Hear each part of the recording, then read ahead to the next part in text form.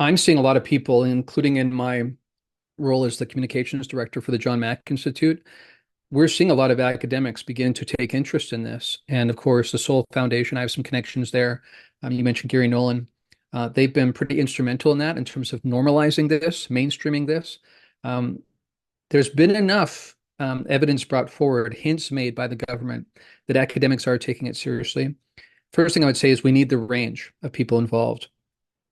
If there's one group I would say more than any other, it's philosophers, it's metaphysicians we need involved in the mix, anthropologists, because it's not primarily just a scientific kind of question. It's larger than that. It's metaphysical. And again, I think our science is just one range of reality, which again, people like Don Hoffman, Bernardo Kastrup, have suggested that might even be the physics might actually be the study of our perception rather than base reality. So I think we need to pull it back and ask metaphysical questions. But most of all, I would say in terms of academia, we need generalists. Academia is very much steered towards specialties and you sort of stay in your lane. But in order to make sense of this, we're going to have to back up to the 30,000 foot view, as I like to say, and consider all of it and sort of take the soft gaze and try to see what it's pointing towards about the nature of reality that we've been missing up until now. One of the paths that this has led me down, speaking of rabbit holes, is towards a notion like idealism as a model for reality as opposed to physicalism or reductionistic materialism. I think this data, as along with other kinds of data like near-death experiences, out-of-body experiences, psychedelics, encounters with supposedly deceased loved ones, which, by the way, there's an overlap with sometimes people see deceased loved ones right alongside supposedly gray aliens. So again, it points to the fact that even our understanding of life and death is not nearly as final and clearly delineated as we think. So we definitely, I think, will be led along the path towards a new way of framing reality itself. And I think we should, take things seriously, but hold them lightly is the way I would describe it.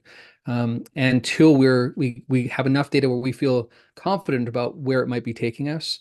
Um, I do know that people like Colm Kelleher that have done a lot of extensive research at Skinwalker Ranch, for instance, um, would say that part of the challenge is that not only do you have an intelligence that's sophisticated, but it's precognitive. It seems to know what you're going to do before you even do it. So to try to set up a standard scientific experiment, looking for empirical results like we would in any other kind of field is not so simple because they would find that just before something was going to happen, a camera would malfunction for no clear reason, naturalistically kind of thing. So that happened time and time again. This is one of the things that, again, speaks to why there's been so much or so little, hard and fast evidence over the decades, which many people just say, if it was real, we'd have so much evidence. With everybody carrying an iPhone, what are the chances we don't have clearer footage? Number one, we do have some clearer footage. That's clear. It just hasn't been released. But secondly, it just speaks to the fact that this phenomenon, again, a multifaceted phenomenon, different kinds of intelligences, but across all of those, they generally are so sophisticated that they can control what we can actually measure. And that makes it difficult. So we will need to open up a new paradigm for reality. I think we should pursue multiple avenues at the same time, keep an open mind, and keep in mind that when we are dealing with an intelligence that likely is more sophisticated than us, at least some of them are, then they're going to be able to run circles around us. So it's going to be a bit of an interesting chase to try to find evidence of it.